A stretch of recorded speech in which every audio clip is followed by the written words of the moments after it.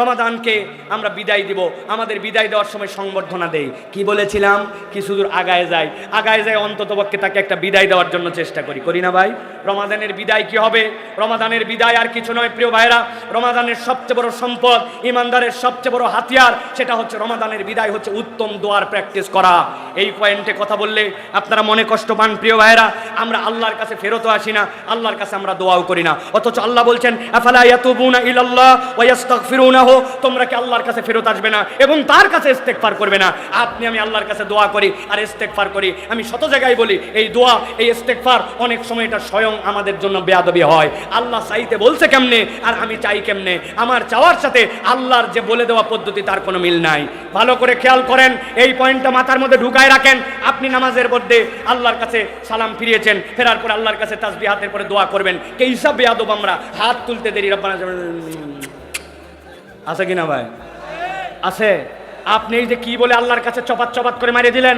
আপনি বলছেন রব্বানা যালামনা আনফুসানা ওয়া ইল্লাম তাগফির লানা ওয়া তারহামনা লানাকুনান্না মিনাল খাসিরিন। আল্লাহ, আমার গুনাহ, আমার অপরাধ, আমার ভুল এর কোনো শেষ নাই। আই রব, তুমি আমাকে ক্ষমা করে দাও। আপনি একবার চিন্তা করেন তো, যেই কথা বলে আল্লাহর কাছে আপনি দোয়া করলেন, ওইটার মধ্যে কোনো রকম কিছু না, এই যে মারলেন। এইটাই যদি আপনি শায়েখ আহমদুল্লাহ এখানে উপস্থিত, আপনার কোনো একটা সমস্যা, এই সমস্যার জন্য আপনি তার কাছে গেছেন যে শায়েখ আপনার কাছে আমার কথা আছে। শায়েখের পিএস বলছে থামা, আগেই যাওয়া যাবে না, সিরিয়াল আছে। উনি বলতেছে আমার কথা বেশিক্ষণ লাগবে না, আমার রেডি আছে কথা, আমার ছেলের একটা চাকরি দরকার, শায়েখের পরিচিত অমুক আছে, তার কাছে আমি একটুখানি নিবেদন দিবার জন্য আমি শায়েখের কাছে জাস্ট খালি আর্জিটা দিব। আপনি ঘরের মধ্যে অনুমতি পাইছেন, ঢোকার সাথে সাথে সালাম দিচ্ছেন, আসসালামু আলাইকুম শায়েখ, আপনি কেমন আছেন? আমার ছেলেটা কিন্তু অনার্স মাস্টার সবগুলো ভালো রেজাল্ট করছে, তার জন্য একটা চাকরি দরকার, মেহরবানি করে আপনি দুটো একটা চাকরির ব্যবস্থা করে দেবেন। গেলাম, আসসালামু আলাইকুম। ডাক দিয়ে বলবে এই আমার কোন পিএস এই লোককে ঢুকাইছে, ওর চাকরি আগে দূর করা দরকার, কোন ব্যক্তির মাথা ঠিক আছে আর ঠিক নাই, যাকে তাকে আমার কাছে কেন আসতে দাও? আর এই লোকটা যদি আপনার মন্ত্রী হয়, তার কাছে যে আপনার কোনো একটা নিবেদন আছে, আপনি মন্ত্রীর কাছে গেছেন, যাওয়ার পরে ঢোকাই যায় না, কোনো মতে ঢুকছেন, ঢুকে আপনি মন্ত্রীকে সালাম দিয়ে বলছেন আসসালামু আলাইকুম মন্ত্রী সাহেব, আপনি কিন্তু আমার এলাকা থেকে মন্ত্রী হয়েছেন, আমি কিন্তু আপনাকে মহব্বত করে ভোটও আপনাকে দিচ্ছিলাম, আমার ছেলের কিন্তু চাকরি জরুরি দরকার, তার কাগজপত্র সব ঠিক আছে, আপনার কাছে দিয়ে গেলাম, আগামী 7 দিনের মধ্যে একটা চাকরির ব্যবস্থা করে দেবেন, আসসালামু আলাইকুম। মন্ত্রী বলবে ধরে একে বান্ধে ফেলা, ঠিক কিনা? আপনি এই জায়গায় জোরে জোরে ঠিক বলতেছেন, কিন্তু আমি নিজের জীবনে হিসাব মিলাই দেখি আপনার আমার দোয়াগুলা ঠিক এইরকমই। সালাম ফিরালাম অথবা দোয়া করতে মন চলে, একটু হাত তুললাম, আর হুজুরকে দেখতে পাইছি, হুজুর আমার জন্য দোয়া করবেন, আমার চাকরির জন্য দোয়া করবেন, আমার ছেলের জন্য দোয়া করবেন, আমার ছেলের জন্য হাফেজ হয় দোয়া করবেন, আমার বইয়ের মাজা ব্যথার জন্য দোয়া করবেন। তার দোয়া হুজুর কন্ট্রাক্টরে নিচে, আমি খালি চাওয়ার মধ্যে আছি, নিজের দোয়া আমি নিজে করি না, ঠিক কিনা? ভালো করে বোঝেন, রমাদানের বিদায় হচ্ছে আপনার জন্য একটা উন্নত দোয়া।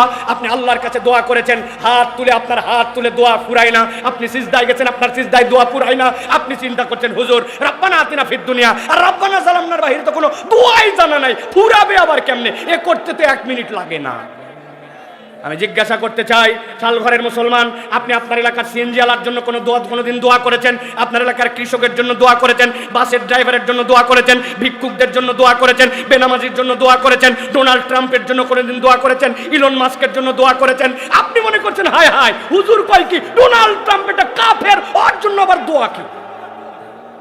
অথচ আল্লাহর নবী সাল্লাল্লাহু আলাইহি সাল্লাম কাট্টা কাফেরের বাচ্চা কাফের, ইসলামের 1 নম্বর দুশমন আবু জেহেলের জন্য আল্লাহর নবী দোয়া করছেন, আল্লাহ আবু জেহেল অথবা ওমর এই 2 জনের মধ্যে থেকে একজনকে অথবা 2 জনকে তুমি হেদায়েত দাও। আল্লাহর নবী আবু জেহেলের জন্য হেদায়েতের দোয়া করে, আর আমি আমার দোয়ার সাবজেক্ট খুঁজে পাই না। হুজুর আমার বাচ্চার জন্য দোয়া করবেন, আপনি আপনার বাচ্চার জন্য সিজদায় গেছেন, চোখগুলা বের হওয়ার যা জোগাড় হয়েছে, 30 মিনিট ধরে আল্লাহর কাছে বলতেন আল্লাহ আমার ছেলেকে তুমি ইমাম নববীর মতো বানাও, ইমাম মুসলিমের মতো বানাও, আবু হানিফার মতো বানাও, আল্লাহ তুমি আমার গুনাহ মাফ করে দিবে না কেন?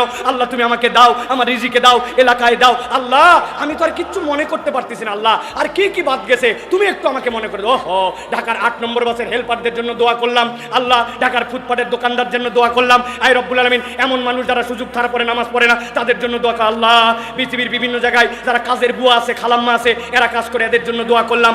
আপনি আল্লাহর কাছে দোয়া করবেন, যার দোয়া যত সুন্দর তার রমাদানের বিদায়ের প্রস্তুতি তত সুন্দর। আল্লাহ বলতেছেন ওয়া আনিবু ইলা রাব্বিকুম ওয়া আসলিমু লাহু মিন ক্বাবলি আন ইয়াতিয়াকুমুল আযাব সুম্মা লা তুনসারুন। আল্লাহর আযাব এসে যাওয়ার আগে, সময় ফুরাবার আগে আল্লাহর কাছে তোমরা ফরিয়াদ করো, কিন্তু আমরা ফরিয়াদ করি না।